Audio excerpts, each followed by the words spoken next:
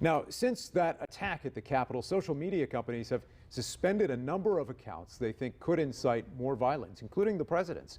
Companies that host the platform Parler are now cutting ties, saying the site doesn't regulate violent content.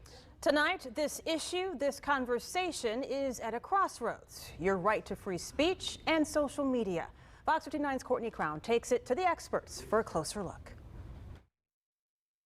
Twitter did not violate President Donald Trump's First Amendment rights when it banned his account. Twitter's a private company. The rights of free speech extend to individuals and apply to government intervention. These companies are private entities and they have the right to modify, adjust the products that they're offering to the community. Paige Turner, Ball State's Dean of the College of Communication, Information, and Media, explains we're at a crossroads of deciding whether social media is a private corporation, which Twitter and Facebook are, or a public entity. At some point, if we were to perhaps pursue a road where government regulated social media, we're probably looking at an amendment to our Constitution. Experts also wrestle with Section 230 of the Communications Decency Act, passed in 1996. This law essentially protects tech companies and news websites from lawsuits if a user posts something illegal. IU's Associate Professor of Law, Asaf Lubin, says there's room to re-examine this 25-year-old law.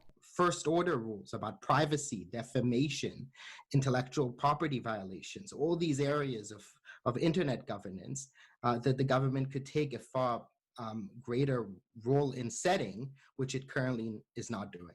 Complex topics surrounding social media, government, and civil liberties we hold dear. We have never had to have these conversations before. Unfortunately, we're having them now at a time when the stakes are incredibly high.